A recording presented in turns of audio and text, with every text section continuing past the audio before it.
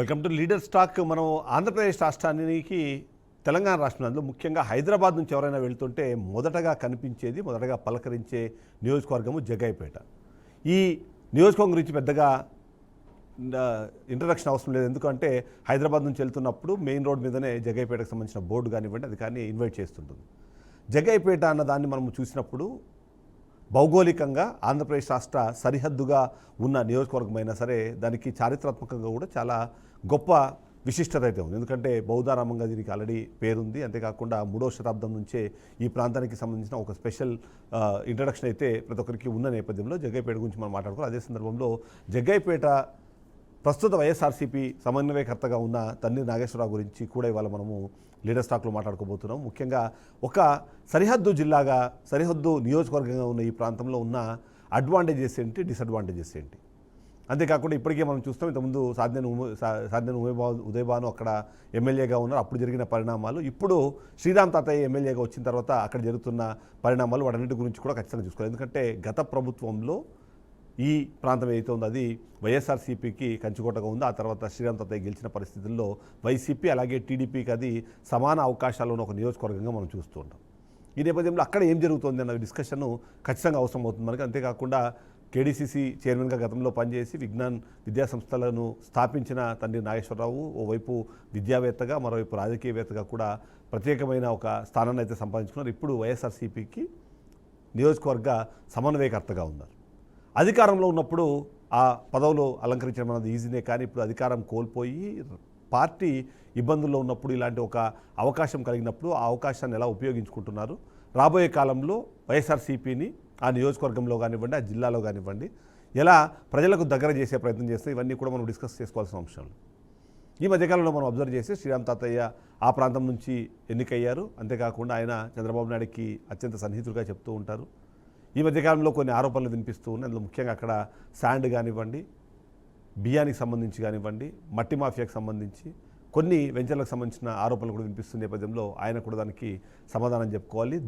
ఆ విషయాల్ని కానివ్వండి, ఆ ఆస్పెక్ట్లో వైఎస్ఆర్సీపీ వాటిని ఎలా చూస్తోంది అన్నది మనకు కీలకమైన అంశంగా మనం మాట్లాడుకోవాలి. మరొక కీలకమైన పాయింట్, నేను ఏదైతే చెప్తున్నానో ఇది సరిహద్దు ప్రాంతంగా ఉండడం వల్ల ఇసుకకు సంబంధించి ఎప్పటికప్పుడు మనకు ఆరోపణలు వినిపిస్తూ ఉంటాయి.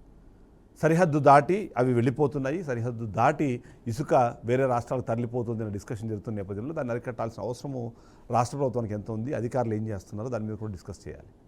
ఇక వైఎస్ఆర్సీపీకి సంబంధించి మనం గమనిస్తే గతంలో ఉన్న ఎమ్మెల్యే ఆ తర్వాత పార్టీ ఓడిపోయిన తర్వాత ఆయన జనసేన పార్టీలోకి వెళ్ళారు.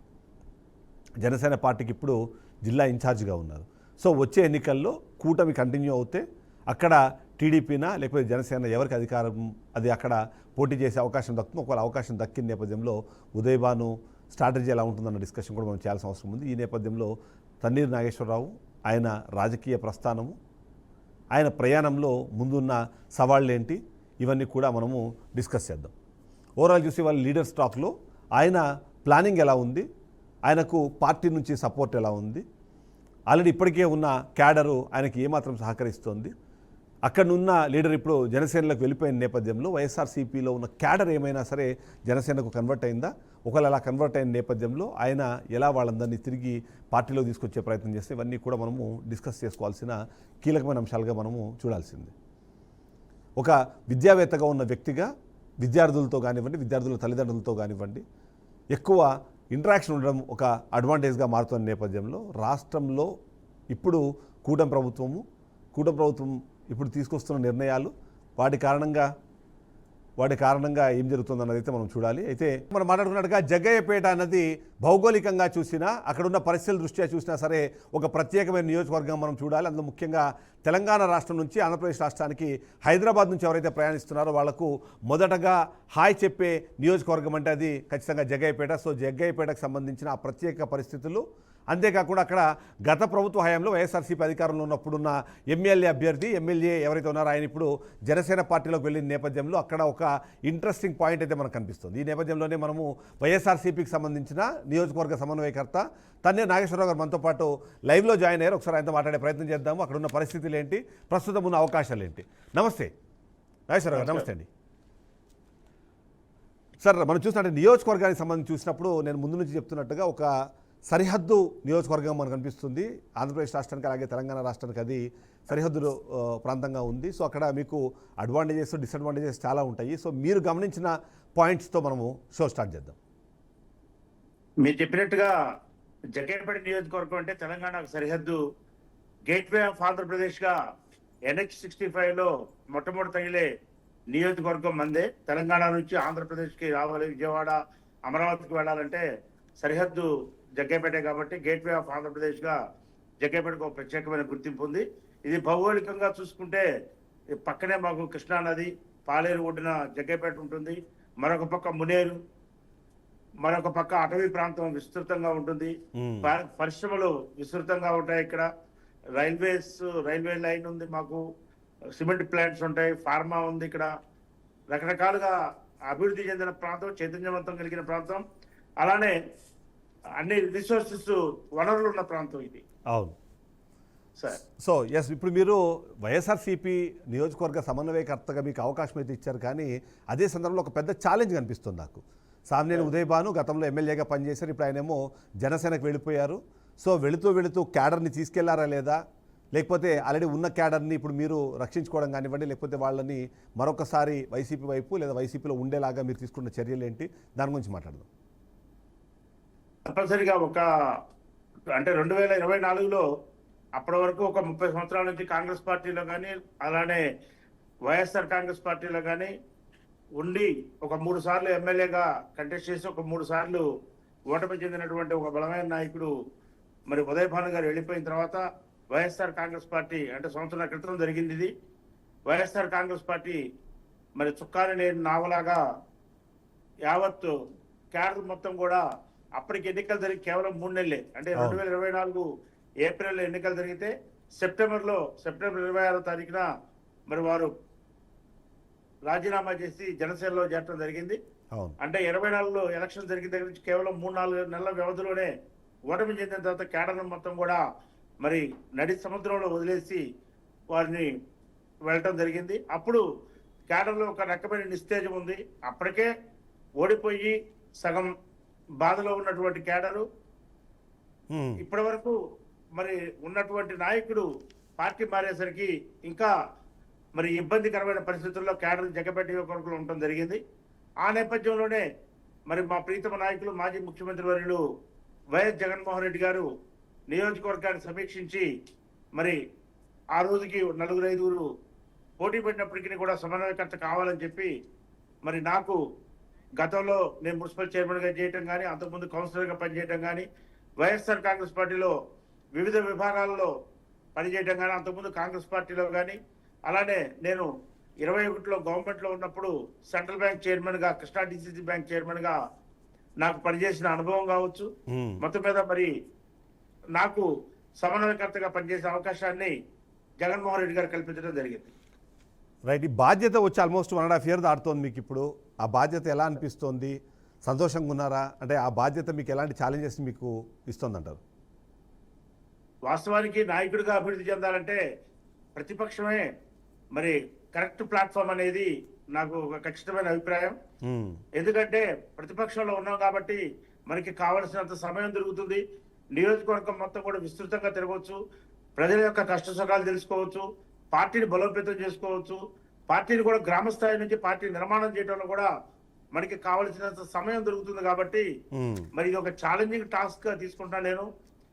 మాకు ఇటీవల కాలంలో కమిటీలు నిర్మాణం చేయమని చెబితే ఎన్టీఆర్ జిల్లాలో 10,000 మరి కమిటీలు, అంటే ఒక్కొక్క గ్రామం నుంచి 100 నుంచి 120 మందితో మేము కమిటీలు నిర్మాణం చేయడం జరిగింది. గ్రామ కమిటీలు కావచ్చు, అనుబంధ విభాగాలు కావచ్చు, మండల కమిటీలు కావచ్చు, మండలంలో సుమారుగా 30 రకాల అనుబంధ విభాగాలు కావచ్చు, ఇవన్నీ కూడా సుమారుగా 10,300తో మేము కమిటీలు వేస్తే ఎన్టీఆర్ జిల్లాలో మొట్టమొదటిగా కమిటీల నిర్మాణం పూర్తి చేసిన జిల్లాలో పూర్తి చేసిన నియోజకవర్గంగా మరి జగ్గయ్యపేట నియోజకవర్గానికి ప్రత్యేకమైన గుర్తింపు వచ్చింది. మా జిల్లా పార్టీ అధ్యక్షులు దేవినేని అవినాష్ గారి సారథ్యంలో మరి ఈ కార్యక్రమాన్ని మేము విజయవంతంగా ముగించగలిగాం. రైట్, మీ ప్రత్యర్థి శ్రీరామ్ తాతయ్య ఇప్పుడు ఆల్రెడీ ఎమ్మెల్యేగా ఉన్నారు. ఆయన మీద రెస్పాన్స్ ఎలా ఉంది? ప్రజల నుంచి ఆయన మీద స్పందన ఏంటి? ఏమనుకుంటున్నారు అసలు? ఇప్పటికీ మూడవసారి మరి ఆయన ప్రాతినిధ్యం వహిస్తా ఉన్నాడు ఎమ్మెల్యేగా. గతంలో కూడా అధికార పార్టీలో ఒక 5 సంవత్సరాలు ఉన్నారు. అంతకుముందు కూడా మరి ప్రతిపక్షంలో ఉన్నప్పటికీ కూడా ఆ రోజున కాంగ్రెస్ పార్టీలో నుంచి అప్పటి వరకు ఉన్నటువంటి ఉదయ్ భాను గారు వైఎస్ఆర్ కాంగ్రెస్ పార్టీలో చేరిన తర్వాత ఆ రోజుకి అప్పుడు ఉన్నటువంటి ఎంపీ రాజగోపాల్ గారితో కూడా మరి అప్పుడున్నటువంటి ఎమ్మెల్యేగా ఉన్నటువంటి శ్రీరామ్ రాజగోపాల్ గారు సఖ్యత ఉండబట్టి, అంటే ఫస్ట్ టర్మ్ లో ఆయన అధికార పార్టీలో ఉన్నట్టే తెలుగుదేశం పార్టీ ఎమ్మెల్యే గెలిచిన సెకండ్ టైం లో అధికార పార్టీలో ఉన్నారు. ఇప్పుడు గెలిచి కూడా ఇప్పుడు అధికార పార్టీలోనే ఉన్నారు.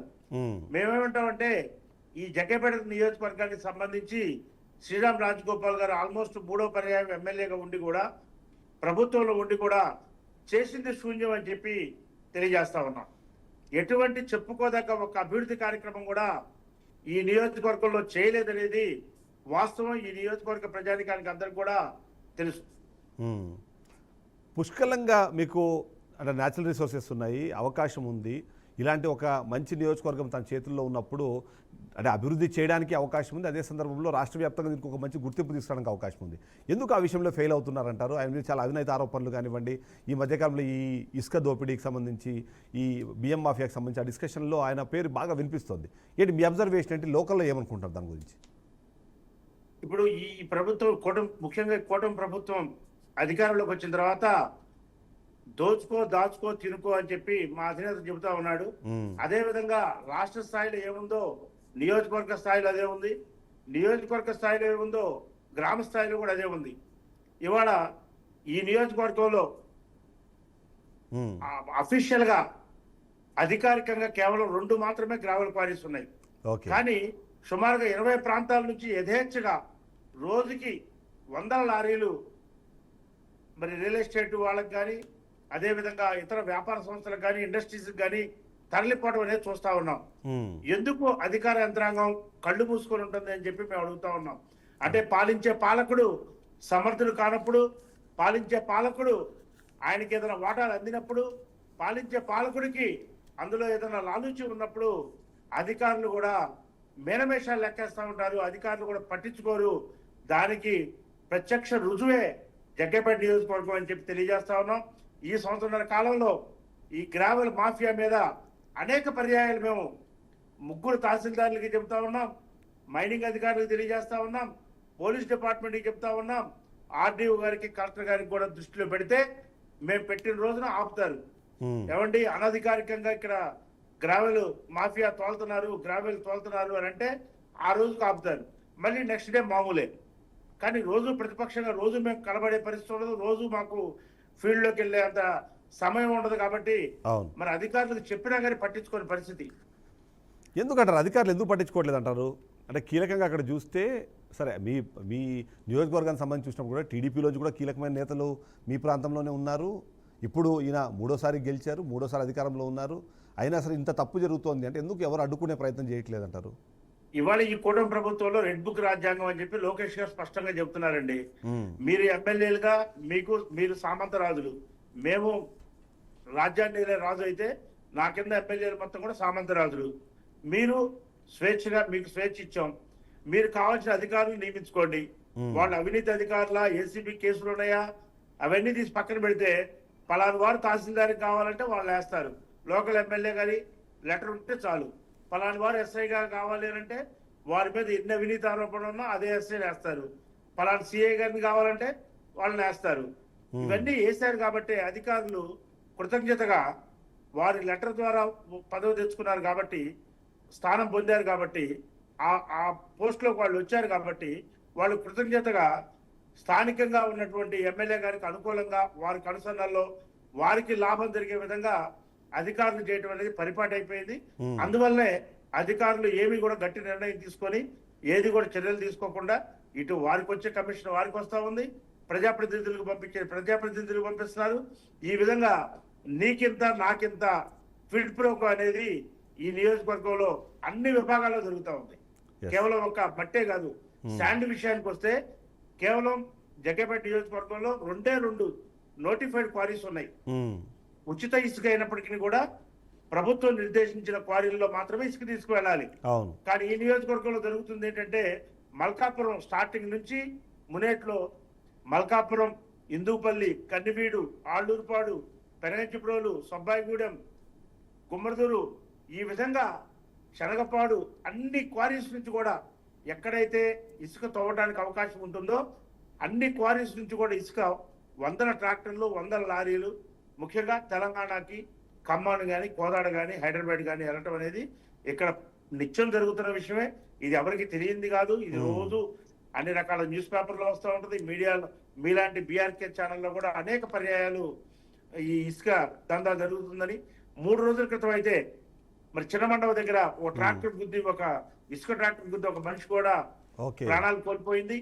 అంతేకాదు మేము స్వయంగా క్వారీల్లోకి వెళ్ళి మీరు నిబంధనలకు విరుద్ధంగా తోలుతున్నారు, మీరు మిషన్లు పెట్టి తోలకూడదు, ఉచిత ఇసుక అయినా కానీ క్వారీలో కేవలం మనుషులు మాత్రమే మాన్యువల్ లోడింగ్ జరగాలి అని చెప్పి చాలా పర్యాయాలు మేము వెళితే డిపార్ట్మెంట్ వారు ముఖ్యంగా పోలీస్ శాఖ మీరు క్వారీలోకి వెళ్ళడానికి వీల్లేదు, మీకేదైనా కంప్లైంట్ డిపార్ట్మెంట్ తెలియజేయండి అంటారు తప్ప ఆ డిపార్ట్మెంట్ ఎక్కడ కూడా వాళ్ళలో చలనం లేదు. ఎందుకంటే ఇది పైనుంచి కింద దాకా అందరికి తెలిసే జరుగుతుంది కాబట్టి దీని మీద ఎటువంటి అధికారులు ఎటువంటి చర్యలు తీసుకోరు. ప్రజాప్రతినిధులు కూడా చూసి చూడనట్టుగా వదిలేస్తూ ఉంటారు. సో కూట ప్రభుత్వం మొదటి నుంచి చెప్తోంది సంక్షేమము అభివృద్ధి రెండు మా కళ్ళు. సో ప్రజలకు సంక్షేమం అందిస్తున్నాము, అలాగే అభివృద్ధి చేసి తద్వారా సంపద సృష్టి చేస్తున్నామని చెప్పి ఒక మాట మాట్లాడే ప్రయత్నం చేస్తున్నారు. సో మీ నియోజకవర్గ స్థాయిలో కానివ్వండి, జిల్లా స్థాయిలో చూసినప్పుడు ఇది ఏమైనా ఇంప్లిమెంట్ అవుతుందా, లేకపోతే అక్కడ కనిపిస్తున్న ఫ్లాస్ ఏంటి మీకు? ఇవాళ సంక్షేమం విషయానికి వస్తే ఈ నియోజకవర్గంలో వేల మంది 60 సంవత్సరాలు దాటిన వృద్ధులు ఉన్నారు. వాళ్ళకి ఎవ్వరికీ కూడా కొత్త పెన్షన్ లేదు. ఉన్న పెన్షన్లే గతంలో వైఎస్ఆర్ కాంగ్రెస్ పార్టీ ప్రభుత్వం అధికారంలో ఉండగా ఉన్న పెన్షన్లు కూడా రీవెరిఫికేషన్ పేరు మీద తీసేయటం అనేది చూసాం. అలానే వితంతువులు, భర్త చనిపోయిన వాళ్ళు ఈ 2 సంవత్సరాల్లో ప్రతి గ్రామంలో కూడా 50 మందో 70 మందో 100 మందో ఉన్నారు. వారికి ఎవరికీ లేవు. వికలాంగుల పెన్షన్లు లేవు. అంటే ఎటువంటి కొత్త పెన్షన్ అనేది ఈ కూటమి ప్రభుత్వంలో ఈ రాష్ట్ర వ్యాప్తంగా ఇవ్వలేదు. అంతేకాదు ఒక సంక్షేమం అంటే పెన్షన్లకే కాకుండా మేము ఇళ్ల స్థలాలు అడిగాం. అంటే గతంలో జగన్మోహన్ రెడ్డి గారు అధికారంలో ఉన్నప్పుడు ఈ రాష్ట్రంలో 32 లక్షల ఇళ్ల పట్టాలు ఇచ్చి జగనన్న మోడల్ కాలనీలు ఇస్తే ఆయన గ్రామాలు నిర్మిస్తే కొత్త గ్రామాలు ఆ రోజున చంద్రబాబు నాయుడు గారు అన్నది కూటమి ప్రభుత్వం అధికారంలో రావడం కోసం నేను అధికారంలోకి వస్తే గ్రామాల్లో అయితే 3 సెంట్లు ఇస్తా, పట్టణ స్థాయిలో అయితే 2 సెంట్లు ఇస్తానని చెప్పిన మహానుభావుడు ఇవాళ వరకు రాష్ట్రంలో ఒక్క ఇళ్ల స్థలం కూడా ఇవ్వాల. ఇవాళ వరకు రాష్ట్రంలో కొత్త రేషన్ కార్డు లేదు. ఇవాళ వరకు రాష్ట్రంలో కౌలు రైతులకి రైతు భరోసా ఇవ్వట్లేదు. నిరుద్యోగ యువకులకి 3,000 ఇస్తానని చెప్పాడు, అది ఇవ్వట్లేదు. అంతేకాదు 50 ఏళ్లు దాటిన ఎస్సీ ఎస్టీ బీసీ మైనారిటీ మహిళలకి నెలకి 4,000 పెన్షన్ ఇస్తానని చెప్పి ఇవాళ ఎక్కడా కూడా బడ్జెట్ లో కూడా రూపాయి కూడా కేటాయించని ప్రబుద్ధులు ఎవరన్నా ఉన్నారు అంటే ఈ రాష్ట్ర ముఖ్యమంత్రి చంద్రబాబు నాయుడు అని చెప్పి మేము తెలియజేస్తా ఉన్నాం. సంక్షేమం గురించి ఇది. ఇకపోతే అభివృద్ధి, జగ్గైపేట నియోజకవర్గంలో చూసుకుంటే ఈ 20 నెలల కాలంలో ఏమి జరిగింది అని అంటే ఏమీ లేదు. ఇక్కడ జరిగిందల్లా కేవలం మట్టి ఎక్కడ వీలుంటే అక్కడ తవ్వుకొని పో, ఇసుక ఎక్కడ క్వారీ ఉంటే ఇసుక ఎత్తేసేయి, దాన్ని ఇతర రాష్ట్రానికి తెలంగాణకు పంపించేసి డబ్బులు దండుకో. మరొక పక్క బియ్యం రీసైక్లింగ్ చేయటం, బియ్యాన్ని వ్యాపారస్తుల దగ్గర నుంచి రాజకీయ నాయకులే కొట్టడం, వాళ్ళ ద్వారా కాకినాడ పోర్టుకి చేర్చడం, నెలకి సుమారుగా 15 నుంచి 20 లక్షల రూపాయలు కేవలం బియ్యం మీదనే స్థానిక ప్రజాప్రతినిధులు మిగులుతున్నాయి అనేది అందరికీ తెలిసిన విషయం, జగమెరిగిన సత్యం. అంతేకాదు స్థానికంగా రైతు బజార్ ఉంది ఇక్కడ. ఆ రైతు బజార్లో సుమారుగా నెలకి 10 లక్షల, రోజుకి 10 లక్షల రూపాయల వ్యాపారం జరుగుతుందండి. అంటే ఎన్టీఆర్ జిల్లాలో బాగా సక్సెస్ అయిన రైతు బజార్లో జగ్గైపేట ఒకటి. ఎందుకంటే ఇక్కడ చుట్టుపక్కల సిమెంట్ ఫ్యాక్టరీలు ఉండటం, కాలనీ వాసులు ఉండటం, ఎక్కువ మంది జగ్గైపేట మీద ఆధారపడి ఇక్కడ కూరగాయలు కొనటం అనేది మరి గత 15-20 సంవత్సరాలుగా చూస్తున్న విషయం. దాని పేరు మాత్రం రైతు బజార్, కానీ ఇక్కడ రైతులు ఎవరు ఉండరు, దళారీల బజార్ అది. రైతులకి ఎవరికి కూడా వాడు పంట పండించి తీసుకొని వస్తే అక్కడ మధ్య దళారీలు ఉంటారు, వాళ్ళకు మాత్రమే అమ్మాలి. అంటే రైతు ఓపెన్ మార్కెట్ లో ములక్కాయలు 20 రూపాయలు ఉంటే 20 ములక్కాయలు ఓపెన్ మార్కెట్ లో, వాళ్ళు మాత్రం రైతు బజార్లో మాకు 10 రూపాయలకే ఇవ్వాలి, 10 రూపాయలకి ఇస్తేనే మేము సేల్ చేస్తాం, లేదంటే మీ ఇష్టం, మీరు ఇక్కడ అమ్మటానికి వెళ్ళలేదని చెప్పి రిజెక్ట్ చేసి పంపిస్తారు. అంటే రైతులు పండించిన కూరగాయలను కూడా రైతులు స్వేచ్ఛగా అమ్ముకోలేని ఏకైక రైతు బజారు జగ్గైపేట రైతు బజార్ అని చెప్తా ఉన్నాం. అంతేకాదు అక్కడ తూకాలు సరిగా ఉండవు. ఉమ్, రెండు గిన్నెల సిస్టమ్ ఉంటుంది. ఫస్ట్ వచ్చినప్పుడు ఒక గిన్నె పెడితే తూకం 0 కనపడుద్ది. కానీ ఆ గిన్నె పక్కన పెట్టి ఇంకో గిన్నెలో నుంచి వాళ్ళు కూరగాయలు దోస్తారు. కేజీకి 100 నుంచి 150 గ్రాములు వెయిట్ లో తేడా ఉంది. ఓకే. విజయవాడ రేటు కన్నా అత్యధికంగా అమ్ముతారు. ఉమ్, ఈ విధంగా రైతు బజార్లో కూడా విపరీతమైన దోపిడీ జరుగుతుందని చెప్పి మీకు సో అంటే అన్ని విషయాల్లో సో ప్రజల నుంచి గ్రామాల్లో రెస్పాన్స్ ఎలా ఉంది? కావచ్చు, ఎందుకంటే సిటీలో- ప్రజలు చాలా ఆశగా చాలా అంటే ఖచ్చితంగా ఏదో మంచి జరుగుతుంది, వైసీపీ కన్నా బాగా జరుగుతుందన్న ఉద్దేశంతో ఓట్లు వేసామన్నది అయితే రిజల్ట్ని బట్టి మనకు కనిపిస్తోంది. సో ఇప్పుడు మీరు గ్రౌండ్ లెవెల్లోకి వెళ్ళినప్పుడు వాళ్ళ రియాక్షన్స్ ఏంటి, వాళ్ళు మీతో మాట్లాడుతున్నప్పుడు వాళ్ళు చెప్పుకునే కామన్ ప్రాబ్లమ్స్ కానివ్వండి లేకపోతే మెసేజెస్ కానీ ఏంటి అసలు? కూటమి అంటే జగన్మోహన్ రెడ్డి గారి పాలనలో సంక్షేమం ఇచ్చారు. ఇంకా దానికి డబల్ అంటే జగన్మోహన్ రెడ్డి గారు ఇచ్చే సంక్షేమాన్ని ఇస్తూ నేను సూపర్ 6 ఇస్తానని చెప్పి ప్రజలకి నమ్మగలిగేసరికి ప్రజలు మోసపోయి ఓట్లేసిన మాట వాస్తవం. కానీ ఇప్పుడు తెలుసుకుంటా ఉన్నారు మనకి జగన్మోహన్ రెడ్డి గారు ఇచ్చే సంక్షేమం అందట్లేదు, ఇటుపక్క వీళ్ళు ఇస్తారన్న సంక్షేమం ఇవ్వట్ల. అంటే రెండుకి చాటు రేవడిగా ఇవాళ పొరపాటు జరిగింది అనేది ప్రజలు గుర్తిస్తా ఉన్నారు. ఒక పక్క సంక్షేమం లేదు, మరొక పక్క గ్రామీణ ప్రాంతాల్లో ఎక్కడా కూడా కొత్త సిమెంట్ రోడ్లు వేయటం కానీ కొత్త డ్రైన్లు ఇవ్వటం కానీ అలానే మరి నూతనంగా ఇక్కడ ఏదన్నా పరిశ్రమలు జగ్గైపేట నియోజకవర్గం అంటేనే ఇండస్ట్రియల్ కారిడార్ ఇది. ఇక్కడ ఏదైనా ఇండస్ట్రియల్ గా డెవలప్ చేయటం కానీ లేకపోతే ఇక్కడ ఈ జగ్గైపేట నియోజకవర్గ ప్రాంతంలో మరి నూతనంగా ఏదైనా స్కూల్స్ కాలేజీలు ఏర్పాటు చేయడం కానీ ముఖ్యంగా ఇక్కడ degree college government degree college government intermediate కాలేజీని ఎప్పటి నుంచో డిమాండ్ ఉంది. ఎన్నికల ముందు కూడా ఇదే కూటమి ప్రభుత్వం తరఫున ఇదే తెలుగుదేశం పార్టీ అభ్యర్థిగా నిలబడిన శ్రీరామ్ రాజగోపాల్ గారు వాగ్దానం చేశాడు. జగ్గైపేట నేను గెలిచిన తర్వాత జగ్గైపేటలో డిగ్రీ కాలేజ్ ఏర్పాటు చేస్తాను, ప్రభుత్వ డిగ్రీ కాలేజీని. ఇవాళ వరకు కూడా దాని ఫైలు మూవ్ చేయని పరిస్థితి. ఇవాళ మేము అడుగుతా ఉన్నాం, ఇక్కడ ఇంత పెద్ద నియోజకవర్గంలో ఒక ప్రభుత్వ డిగ్రీ కాలేజ్ కూడా లేకుండా మనం ఉన్నాము అంటే అది మన అసమర్థత కాదా అని చెప్పి అడుగుతా ఉన్నాం. అవును, ఎన్నికలకు ముందు చాలా హామీలు ఇచ్చారు. చెప్పి అడుగుతా ఉన్నాం. అవును, ఎన్నికలకు ముందు చాలా హామీలు ఇచ్చారు. ఇప్పుడు వాటి పరిస్థితి ఏంటి? ఒకటన్నా కనీసం పూర్తి అయిందా? లేకపోతే ఎవరైనా ప్రశ్నించే ప్రయత్నం చేస్తే వాళ్ళ దగ్గర నుంచి రెస్పాన్స్ ఎలా ఉంటుంది? దాని మీద మీ అబ్జర్వేషన్ ఏంటి? ఈ ప్రభుత్వ పనితీరు ఎలా ఉందంటే సార్, మాకు మునేరు అని ఒకటి ఉందండి. ఆ మునేరు ప్రాజెక్టు ద్వారా పోలంపల్లి రిజర్వాయర్ ద్వారా ఈ నియోజకవర్గంలో నందిగామలో కొంత ప్రాంతం సుమారుగా ఒక 25,000 ఎకరాలకి అఫీషియల్ గా అన్అఫీషియల్ గా ఆయకట్టు ఉందండి. అక్కడ మునేరుకి సంబంధించి తువ్వకాలువ అని ఉంటుంది. ఆ తువ్వకాలువ గత సంవత్సరం అంటే 2024 ఆగస్టులో వచ్చిన తుఫాన్కి ఆ తువ్వకాలువ తెగిపోయిందండి. దాని కింద సుమారుగా ఒక 3,000 ఎకరాలు ఆయకట్టు ఉంది. ఇవాటి వరకు కూడా తువ్వకాల నిర్మాణం పూర్తవలేదండి. అంటే అక్కడ ఉన్న రైతుల పరిస్థితి ఆలోచించండి. ఆ తువ్వకాలువ తెగి 100 ఎకరాల మీద నుంచి నీళ్లు పారి ఆ రోజునున్న పంటలు మొత్తం కూడా కొట్టుకుపోయి ఆ భూములు మొత్తం కూడా కొట్టుకుపోయి ఆ భూములు మొత్తం కూడా ఇసుక మేటేస్తే దానికి సంబంధించిన నష్టపరిహారం కూడా ఇవాళ వరకు ఇవ్వలేని అసమర్థ ఎమ్మెల్యే శ్రీరామ్ రాజగోపాల్ అని చెప్పి మేము చెప్తా ఉన్నాం సార్. దీని మీద అనేక రకాల ఉద్యమాలు చేసాం మేము, అనేక రకాలుగా ఫీల్డ్ లోకి వెళ్ళాం, రైతులతో మాట్లాడిచ్చాం, అధికారులకు రిప్రజెంటేషన్లు ఇచ్చాం, అనేక పర్యాయాలు కలెక్టర్ గారిని కూడా కలిసి చెప్పాం. సార్ ఆ పొలాలకు మేట వేసింది, ఆ మేట తీసుకోవాలంటే కనీసం పర్మిషన్ ఇవ్వండి అంటే ఇసుక తీయడానికి కూడా పర్మిషన్ ఇవ్వని పరిస్థితి అండి. ఇసుక మీరు మనుషుల ద్వారా మాన్యువల్ గా తవ్వి ట్రాక్టర్లో తీసుకెళ్ళండి తప్ప బళ్ళల్లో తీసుకెళ్ళండి తప్ప మీ జేసీబీ మిషన్ పెట్టి మీ పొలంలో ఇసుక తీస్తే మీరు ఇసుక దొంగలుగా మిమ్మల్ని చూడాల్సి వస్తుందని చెప్పి మాట్లాడిన దౌర్భాగ్య పరిస్థితి ఈ నియోజకవర్గంలో ఉందండి. కానీ మీ ఎంపీ గారి ఇన్వాల్వ్మెంట్ ఏంటండి? యూజువల్లీ వేరే నియోజకవర్గాలు కొద్దిగా అంటే అలిగేషన్స్ ఫేస్ చేస్తున్నారు కాబట్టి ఎంపీ గారు ఏమన్నా ఇన్వాల్వ్మెంట్ ఉంటుందా మీ పాలనలో? మొన్న కూడా ఒక ఇష్యూ అయితే జరిగినట్టుంది. సో ఆ కాంటెక్స్లో ఏంటి ఎంపీ గారి వల్ల ప్రయోజనం ఏమైనా ఉందా మీ నియోజకవర్గానికి?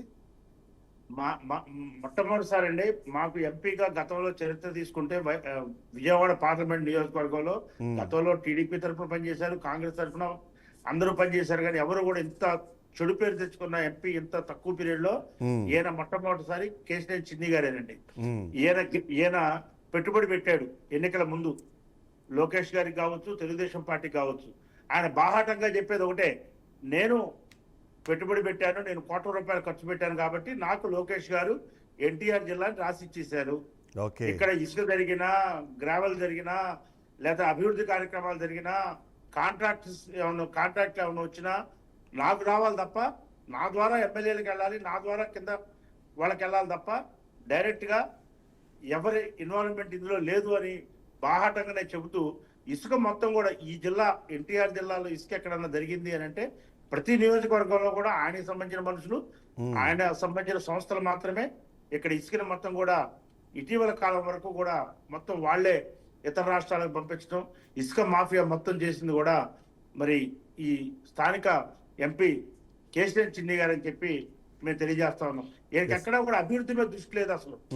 ప్రాజెక్టులు తెద్దాం, ఫ్లైఓవర్లు కడదాం, లేకపోతే మాకు పక్కన డ్రెడ్జింగ్ కార్పొరేషన్ ద్వారా ముఖ్యాల నుంచి మరి విజయవాడ ప్రకాశం బ్యారేజ్ వరకు మరి ఎప్పుడో కేంద్ర ప్రభుత్వం నుంచి 100 కోట్లు మంజూరైనవి, అట్లాంటివి తెద్దాం, లేకపోతే రైల్వేది ప్యాసింజర్ ట్రైన్ తొందరగా తీసుకొద్దాం, డబ్లింగ్ పనులు తొందరగా చేపిద్దాం, లేకపోతే ఇక్కడ ఎయిర్పోర్ట్ ఇంప్రూవ్ చేద్దాం, ఇట్లాంటివి ఏమి లేవండి ఆయన ఆలోచన. ఆయన ఆలోచన వల్ల నేను ఖర్చు పెట్టాను, నేను పెట్టుబడి పెట్టాను, నేను ఇన్వెస్ట్మెంట్ చేశాను, ఆ ఇన్వెస్ట్మెంట్ కి తగ్గట్టుగా నాకు రిటర్న్స్ రావాలి కాబట్టి ఈ ఎన్టీఆర్ జిల్లా మొత్తం కూడా నాకు గుత్తాధిపత్యం అన్నట్టుగా ఉంది తప్ప ఎక్కడా కూడా చిత్తశుద్ధితోని ఆయన జగ్గపేట, ముఖ్యంగా జగ్గపేట నియోజకవర్గం అభివృద్ధి చేయడానికి అనేక రకాల అవకాశాలు ఉన్న నియోజకవర్గం ఇది. సో వైసీపీ అధికారంలో ఉన్నప్పుడు ఫైనల్గా ఒక పాయింట్, ఇప్పుడు వైసీపీ అధికారంలో చాలా రకాల ఆరోపణలు చేశారు, ఆరోపణలు ప్రజలు నమ్మారు కాబట్టి రిజల్ట్ అనేది మారిందని తెలుస్తుంది. ఇప్పుడు ప్రజలు దాన్ని రియలైజ్ అవుతున్నారా? అంటే అప్పుడు చేసిన ఆరోపణలు నిజం కాదనో, లేకపోతే అప్పుడు ఆరోపణలు నిజం లేదనో, ఆ పాయింట్స్ మీద ఏమైనా జనాలు మీతో మాట్లాడే ప్రయత్నం చేస్తున్నారా? ఏంటి అప్డేట్? అప్పుడు తెలుగుదేశం, వైఎస్ఆర్ కాంగ్రెస్ పార్టీ అధికారంలో ఉండగా ఈ కూటమి నాయకులు కావచ్చు, ముఖ్యంగా తెలుగుదేశం పార్టీ కావచ్చు, వారికి ఉన్న మీడియాను అడ్డం పెట్టుకొని, వారికి ఉన్న అనేక రకాల సంస్థలను అడ్డం పెట్టుకొని వారు విస్తృత ప్రచారం చేసి రాష్ట్ర వ్యాప్తంగా అవినీతి జరిగిందని చెప్పి ఎస్టాబ్లిష్ చేసి ప్రజలను కన్విన్స్ చేసే ప్రయత్నం చేశారు. అలాగే జగ్గపేట నియోజకవర్గంలో కూడా ఏమి అభివృద్ధి జరగలేదు అని చెప్పి కూడా ఇక్కడ ప్రజానీకాన్ని కూడా మోసగించిన పరిస్థితి. ఒక జగ్గపేట నియోజకవర్గంలో తీసుకుంటే 12,000 ఇళ్ల స్థలాలు ఈ నియోజకవర్గంలో ఇచ్చి సుమారుగా 50 చోట్ల కాలనీ ఊళ్ళు నిర్మాణం చేసిన పరిస్థితి వైఎస్ఆర్ కాంగ్రెస్ పార్టీ ప్రభుత్వంలో ఉంది. అంతేకాదు ముఖ్యాల నుంచి మాదిపాడు కృష్ణా జిల్లా బ్రిడ్జ్ ఎప్పటి నుంచో డిమాండ్ ఉంది ఇక్కడ. దాన్ని కూడా జగన్మోహన్ రెడ్డి గారు 65 కోట్లతో నాబార్డు నిధులు శాంక్షన్ చేయించి ఆ బ్రిడ్జి నిర్మాణం కూడా ఇప్పుడు జరుగుతూ ఉంది. ఈ నియోజకవర్గంలో ప్రతి సచివాలయానికి కూడా ఒక కొత్తగా బిల్డింగ్ కట్టాలి, ఒక సచివాలయ బిల్డింగ్, అలానే ఒక ఆర్బీకే రైతు భరోసా కేంద్రం, ఒక వెల్నెస్ సెంటర్ నిర్మాణం చేయాలని చెప్పి సుమారుగా ఈ నియోజకవర్గంలో 50 సచివాలయాలు, 50 ఆర్బీకేలు, 50 వెల్నెస్ సెంటర్లు కూడా ఈ నియోజకవర్గంలో కట్టిన పరిస్థితి వైఎస్ఆర్ కాంగ్రెస్ పార్టీ అధికారంలో ఉండగా జరిగింది. అంటే ఈ నియోజకవర్గంలో కూడా ఏదైనా జరిగింది అభివృద్ధి అని అంటే ఒక్కసారి వెనక్కి తిరిగి చూస్తే కేవలం అది వైఎస్ఆర్ కాంగ్రెస్ పార్టీ ప్రభుత్వంలో మాత్రమే. జగ్గపేట టౌన్ లో కూడా చెరువు డెవలప్మెంట్ కావచ్చు, టిటిడి కళ్యాణ మండపం ఏర్పాటు చేయడం కావచ్చు, లేకపోతే హైవే బస్ స్టాండ్ ఏర్పాటు చేయడం కావచ్చు, లేకపోతే చిల్లకల్లు రోడ్డు 4 లైన్స్ రోడ్డుగా నిర్మాణం చేయడం కావచ్చు. ఈ విధంగా చెప్పుకుంటూ పోతే ఈ నియోజకవర్గంలో ఏదైనా అభివృద్ధి జరిగింది అని అంటే గతంలో కాంగ్రెస్ పార్టీ హయాంలో జరిగింది, మళ్ళీ తిరిగి 2019-24 మధ్య వైఎస్ఆర్ కాంగ్రెస్ పార్టీ హయాంలోనే జగన్మోహన్ రెడ్డి గారు ముఖ్యమంత్రిగా ఉన్నప్పుడు మాత్రమే ఈ అభివృద్ధి అంతా కూడా జరిగిందని చెప్పి మేము ఎక్కడ ఏ వేదిక పెట్టినా మేము ఛాలెంజ్ చూస్తూ ఉన్నాం. ఎక్కడైనా చర్చకు సిద్ధం. తెలుగుదేశం పార్టీ హయాంలో జగ్గపేట నియోజకవర్గంలో జరిగింది శూన్యం. జగ్గపేట సహజ వనరులు కొల్లగొట్టడంలో మాత్రం వాళ్ళు దిట్టలు సిద్ధహస్తులు. సార్ లాస్ట్ పాయింట్ చెప్పండి. అంటే ఎన్నికలు చాలా దూరం ఉంది కానీ బట్ ఇప్పుడున్న పరిస్థితుల్లో మీకేంటి నియోజకవర్గానికి సంబంధించి మీరు సమన్వయకర్తగా ఉన్నారు కాబట్టి ఫ్యూచర్ ఎలా కనిపిస్తోంది? ఈ నియోజకవర్గంలో ప్రధాన ప్రతిపక్షంగా ఎక్కడ ఏ అవినీతి జరిగినా, ఎక్కడ అధికార పార్టీ అధికారాన్ని దుర్వినియోగం చేసినా, ఎక్కడ అధికార పార్టీ తప్పుడు కేసులు పెట్టినా అన్నిటి మీద కూడా పోరాటం చేయడానికి వైఎస్ఆర్ కాంగ్రెస్ పార్టీ తరఫున నేను కానీ, మా శ్రేణులన్నీ కూడా సిద్ధంగా ఉన్నారని చెప్పి గతంలో పెట్టిన తప్పుడు కేసుల మీద కూడా అనేక రకాలుగా మేము పోరాడి వాళ్ళందరికీ కూడా బెయిల్స్ ఇప్పించి మొన్న 4 రోజుల క్రితం ఒక ఇన్సిడెంట్ జరిగిందండి. ముఖ్యాల గ్రామ పంచాయతీ ఉంటే అక్కడ తెలుగుదేశం పార్టీ సర్పంచ్ అధికారంలో ఉండగా అక్కడ ఒక 5 కోట్ల రూపాయల అవినీతి జరిగిందని చెప్పి స్థానికంగా ఉన్నటువంటి వైఎస్ఆర్ కాంగ్రెస్ పార్టీ నాయకులు ఒక 10 మంది యువకులు వాళ్ళు పిటిషన్ పెట్టడం జరిగింది పీజీఆర్ఎస్ లో కలెక్టర్ గారికి, డిస్ట్రిక్ట్ పంచాయతీ ఆఫీసర్కి పెడితే వాళ్ళు ఒక 6 నెలల పాటు విచారణ చేసి చివరికి అక్కడ 2,90,00,000 రూపాయలు అవినీతి జరిగింది అని చెప్పి సర్పంచ్కి ఆ సంబంధిత సెక్రటరీల మొత్తం కూడా షోకాజులు ఇవ్వడం జరిగింది. ఓకే. తద్వారా వైఎస్ఆర్ కాంగ్రెస్ పార్టీ అక్కడ పంచాయతీ ఏదైతే మరి ధనం దుర్వినియోగం అయింది అనుకుంటున్నారో ప్రజాధనం, దాన్ని కాపాడే ప్రయత్నం చేయడమే కాకుండా దాన్ని మళ్ళీ తిరిగి పంచాయతీకి జమ చేసే ప్రయత్నం చేస్తూ ఉండగా అక్కడ ఉన్నటువంటి తెలుగుదేశం పార్టీ సర్పంచ్, ఆ భర్త, ఇక్కడున్న స్థానిక తెలుగుదేశం పార్టీ నాయకులు, ఎమ్మెల్యే, ఎంపీ అండదండలు చూసుకొని ఇదే యువకుల మీద తప్పుడు కేసులు పెట్టి 10 రోజులు నిర్బంధించి సబ్ జైల్లో వేస్తే నిన్న కాక మొన్నే వాళ్ళ బెయిల్ రావడం జరిగింది. అంటే అవినీతి మీద పోరాటాలు చేస్తే ఈ నియోజకవర్గంలో తెలుగుదేశం పార్టీ నాయకులు సహించరు. వాటిని ప్రశ్నిస్తే తప్పుడు కేసులు పెడతారు. సోషల్ మీడియాలో ఏదైనా కామెంట్ పెడితే వెంటనే కేసు పెడతారు. ఈ విధంగా ఈ నియోజకవర్గంలో లా అండ్ ఆర్డర్ అనేది లేదు. కేవలం లోకేష్ రాజ్యాంగం లేకపోతే జగ్గపేటకు ఒక సపరేట్ రాజ్యాంగం ఇక్కడ నడుస్తూ ఉంది అని చెప్పి మేము తెలియజేస్తాం. Right. Thank you so much తన్న నాగేశ్వరరావు గారు. ఓవరాల్గా మీ నియోజకవర్గము, దాని ఓవర్లుక్, గతంలో ఏం జరిగింది, ఇప్పుడు జరిగింది, చాలా బాగా ఎక్స్ప్లెయిన్ చేశారు. Thank you so much. ఓవరాల్గా చూస్తే జగ్గయ్యపేటకు ప్రత్యేకంగా ఆ ప్రత్యేకతను కనిపిస్తూ ఉంటే ఇప్పుడు మాత్రము కూటమి ప్రభుత్వంలో ప్రత్యేక రాజ్యాంగమే నడుస్తోందని అనుమానం వచ్చేలాగా ప్రస్తుత పరిస్థితులు కనిపిస్తున్నాయి. ప్రశ్నిస్తే కేసులు అవుతున్నాయి, అడిగితే వాళ్ళకు రిమాండ్లు అవుతున్నాయి అన్నదైతే ఆయన చెప్పే ప్రయత్నం చేశారు. ఓవరాల్గా చూస్తే గతంలో ఉన్న అభివృద్ధి అయితే ఉంది, అది ఖచ్చితంగా వైఎస్ఆర్సీపీ హయాంలో జరిగింది అన్న విషయము, టీడీపీ హయాంలో జరిగింది ఏమీ లేదు, కూటమి ప్రభుత్వంతో పెద్దగా వచ్చింది ఏమీ లేదు అన్నదైతే ఆయన అభిప్రాయంగా కనిపిస్తుంది. ఇది వాళ్ళ లీడర్ స్టాక్. నెక్స్ట్ లీడర్తో మళ్ళీ కలుద్దాం. State to BRK news, Telugu సత్తా.